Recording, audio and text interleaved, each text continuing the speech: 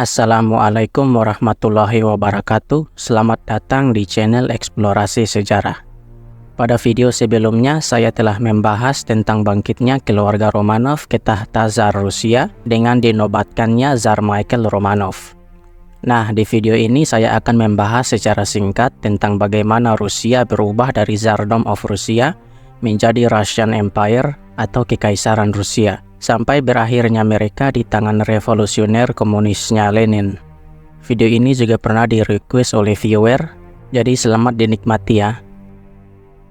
Seperti yang dijelaskan sebelumnya, Rusia sebelum menjadi kekaisaran, nama resmi mereka adalah Tsardom of Rusia.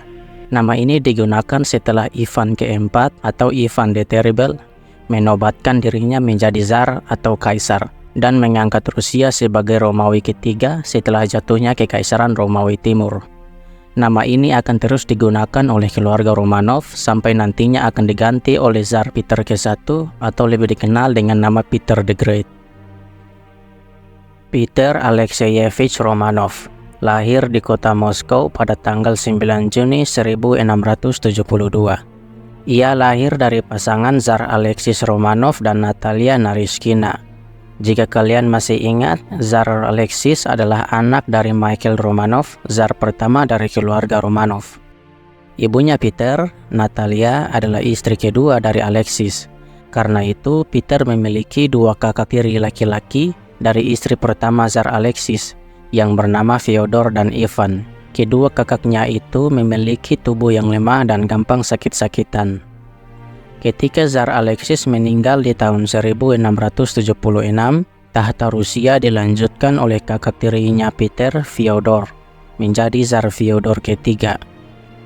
Fyodor hanya berkuasa selama 5 tahun dan meninggal di tahun 1682. Karena Fyodor tidak memiliki anak untuk meneruskan tahtanya, dan setelah terjadinya perdebatan yang cukup besar, tahta Rusia akhirnya diberikan kepada adiknya Fyodor, Ivan dan Peter. Mereka akan menjadi Tsar Rusia secara bersamaan. Tapi karena keduanya masih muda pada saat itu, Ivan yang baru 15 tahun dan Peter yang 10 tahun, kakak perempuan mereka yang bernama Sofia Romanov menjadi regent atau wali sementara sampai keduanya cukup umur. Di tahun 1696, Ivan meninggal dunia, meninggalkan Peter yang saat itu berusia 24 tahun sebagai penguasa tunggal Rusia. Setahun kemudian, di tahun 1697, Peter memulai misi diplomatik ke Eropa Barat. Misi ini disebut Grand Embassy atau Kedutaan Agung. Misi ini bertujuan untuk memperoleh bantuan dan aliansi dari negara-negara Eropa Barat untuk melawan musuh besar Rusia, yaitu Kekaisaran Ottoman atau Turki Utsmania. Tidak hanya itu, Peter juga menggunakan kesempatan ini untuk memperoleh informasi tentang kehidupan ekonomi, kultur, pengetahuan, dan budaya Eropa Barat dalam upayanya untuk memodernisasi Rusia. Untuk itu, Peter memilih menyamar sebagai orang awam dan melihat situasi ini dengan matanya sendiri tanpa harus mengikuti protokol yang sesuai dengan peringkatnya. Ia melakukan perjalanan ke berbagai negara termasuk Romawi Suci, Belanda, dan Inggris. Ia pernah belajar tentang perkapalan di galangan kapal milik VOC. Dikatakan bahwa Peter sangat mencintai Belanda hingga bendera Kekaisaran Rusia nantinya akan dibuat untuk menyerupai bendera Belanda. Entah kalian percaya akan cerita ini atau tidak. Peter melakukan perjalanan ini sampai tahun 1698, di mana ia harus terpaksa pulang karena terjadinya pemberontakan di Rusia yang dilakukan oleh kelompok bernama Stretsi. Mereka adalah kelompok infanteri khusus dalam tentara Rusia. Meski begitu, Peter berhasil mengalahkan pemberontakan mereka.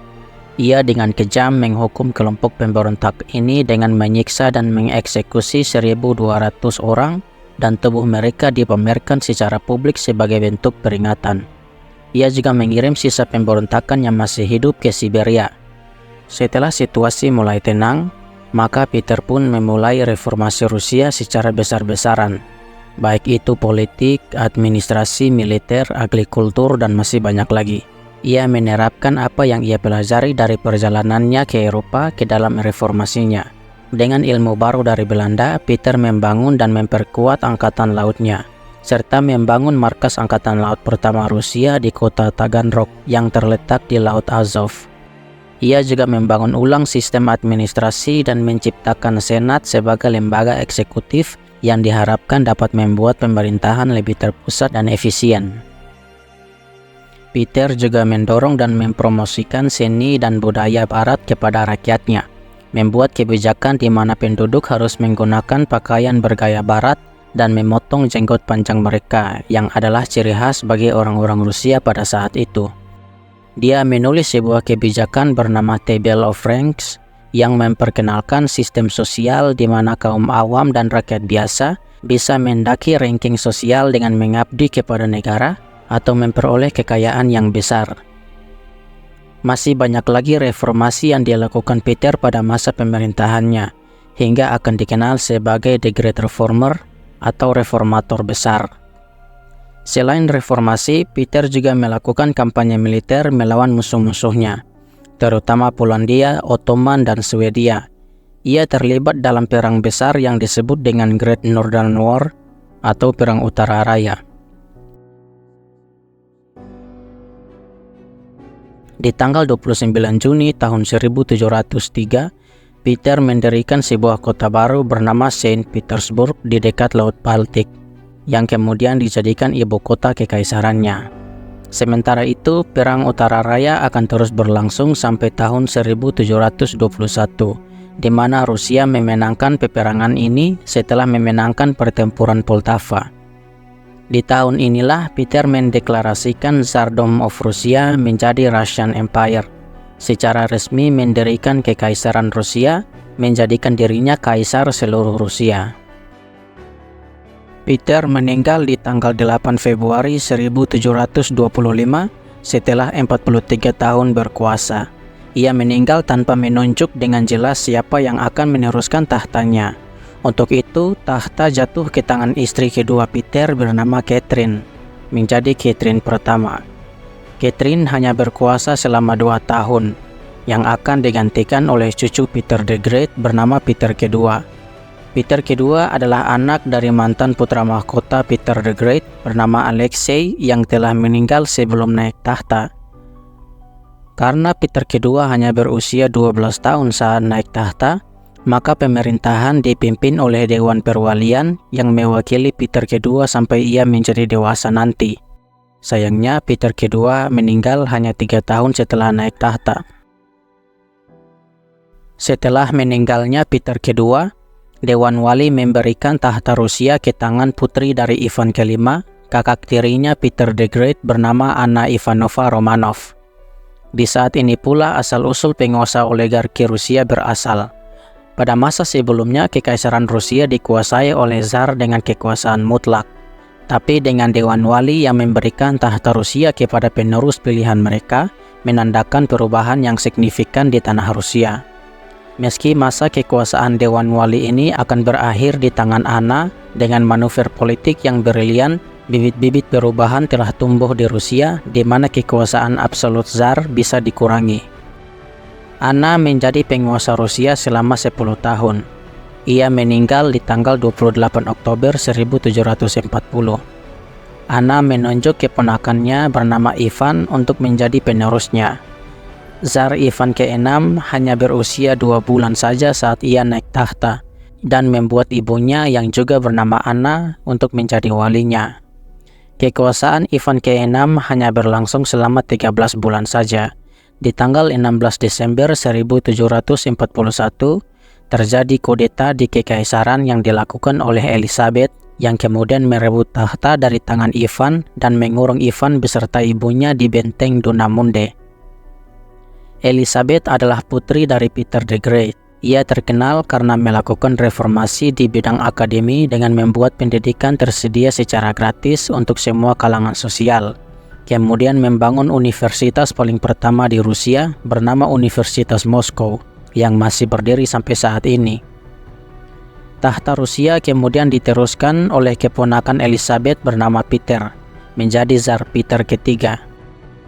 Di masa kekuasaan Elizabeth, Rusia memasuki peperangan dengan Prusia dalam perang 7 tahun. Elizabeth meninggal saat Rusia hampir memenangkan perang ini. Pada saat Peter ketiga naik tahta, ia menghentikan peperangan dengan melakukan negosiasi damai dengan Prusia yang membuat marah petinggi-petinggi militer di Rusia. Oleh sebab itu, Peter ketiga akan digulingkan oleh petinggi militernya sendiri dan tahtanya jatuh ke tangan istrinya yang bernama Catherine. Catherine dinobatkan menjadi Maharani Catherine kedua di tahun 1762. Ia akan dikenal dengan nama Catherine the Great. Di masa pemerintahannya, Catherine mengutamakan kebijakan ekspansionis yang memperluas wilayah kekuasaan Rusia ke wilayah Kaukasus, Ukraina, dan Crimea. Di periode inilah Rusia pertama kali membangun koloni di Alaska yang nantinya akan dijual ke Amerika Serikat di masa depan. Kebijakan ekspansionis ini membuat Catherine terlibat dalam peperangan dengan musuh besar Rusia yaitu Ottoman dan juga perang dengan Persia. Setelah 34 tahun berkuasa, Catherine meninggal di tahun 1796. Tahtanya diteruskan oleh putranya bernama Paul. Masa pemerintahan Paul memasuki periode yang kita kenal dengan Perang Napoleonik, di mana seluruh daratan Eropa berada di bawah kaki kekuasaan Kaisar Napoleon Bonaparte. Paul akan dibunuh oleh petinggi militer karena perbedaan pendapat atas kebijakan-kebijakannya. Tahtanya akan dilanjutkan oleh anaknya, Tsar Alexander pertama. Di masa kekuasaannya, Rusia juga memasuki peperangan dengan Napoleon yang membuat kota Moskow harus dibumi hanguskan karena invasi Napoleon. Rusia harus kembali terlibat peperangan dengan Ottoman pada masa kekuasaan Tsar Nicholas pertama. Perang yang disebut Perang Crimea ini diakhiri dengan kekalahan Rusia di tangan koalisi Ottoman dan sekutunya. Rusia pada saat ini bisa dikatakan tertinggal, baik itu secara ekonomi, budaya, dan pemerintahan. Di saat negara-negara Eropa sudah mulai memeluk politik yang lebih liberal, Kekaisaran Rusia masih tertinggal dengan negara agrarian mereka. Untuk itu, Nicholas pertama dan penerusnya Alexander kedua berusaha untuk melakukan reformasi, mencoba untuk memodernisasi Rusia yang bisa memperkuat citra Kekaisaran Rusia di mata dunia. Meski begitu, reformasi mereka tidaklah membuahkan hasil. Rakyat miskin tetap miskin dan para bangsawan, terutama Tsar, tetap memegang kekuasaan mutlak. Ketegangan sosial tumbuh semakin besar di berbagai kalangan masyarakat. Berbagai kelompok revolusioner juga tumbuh subur di Rusia pada masa ini. Di tahun 1881, Tsar Alexander kedua dibunuh oleh bom yang dilemparkan oleh anggota dari salah satu kelompok revolusioner itu. Tahta Tsar jatuh ke tangan anaknya, Tsar Alexander ketiga. Tsar Alexander ketiga, mungkin karena trauma dengan pembunuhan ayahnya, membatalkan semua reformasi yang telah dilakukan oleh ayah dan kakeknya. Ia memimpin Rusia dengan tangan baja dan otoriter yang besar, yang sayangnya semakin membuat marah rakyat kecil, terutama kelompok-kelompok revolusioner. Ia meninggal di tahun 1894, meninggalkan Kekaisaran Rusia yang dalam masa tegang itu ke tangan Tsar Nicholas II, yang akan menjadi Tsar terakhir Rusia. Kekaisaran Rusia juga harus terpukul berat karena kekalahan mereka di tangan Jepang pada Perang Rusia-Jepang di tahun 1905. Dengan kekalahan memalukan ini, protes dan pemberontakan kembali terjadi. Di tahun yang sama, sekelompok pekerja dan rakyat awam lainnya melakukan protes di depan istana musim dingin. Kelompok demonstran ini akan ditembak oleh tentara yang menjaga istana itu, menewaskan puluhan orang. Peristiwa tragis yang dikenal sebagai Minggu Berdarah. Karena peristiwa ini terjadilah gelombang pemogokan umum, protes, dan pemberontakan merajalela di seluruh Rusia. Kaum buruh, petani, dan tentara mulai menghadapi rezim Tsar. Untuk meredakan ketegangan itu, Tsar Nicholas II memperkenalkan parlemen pertama Rusia yang dinamai Ustav Duma, yang secara teori akan membatasi kekuasaan Tsar. Tapi realitanya, keterbatasan kekuasaan parlemen dan represi politik malah memperparah ketegangan sosial di masyarakat. Di tahun 1914, Perang Dunia Pertama terjadi, dan tentu saja Rusia harus terlibat di dalamnya. Partisipasi Rusia dalam Perang Dunia Pertama menyebabkan tekanan besar pada pasukan dan sumber daya. Tentara Rusia juga mengalami kekalahan dan kerugian besar dalam pertempuran. Pada saat yang bersamaan, ketidakpuasan sosial di dalam negeri semakin meningkat. Kelaparan, kekurangan persediaan, dan ketidakpuasan terhadap kebijakan pemerintah menggerakkan gelombang protes dan pemberontakan di kalangan rakyat. Sementara itu, kekuatan politik tumbuh di kalangan Soviet, dipimpin oleh Bolshevik, faksi revolusioner yang dikepalai Vladimir Lenin. Di tahun 1917 terjadilah Revolusi Februari, di mana akibat dari protes yang besar, baik itu dari kalangan awam dan bahkan petinggi-petinggi di Kekaisaran, Tsar Nicholas II turun tahta dan abdikasi dari posisinya sebagai Tsar. Abdikasi Tsar Nicholas II dari tahta Rusia menandai akhir dari Kekaisaran Rusia dan dinasti Romanov yang telah berkuasa di Rusia selama 300 tahun.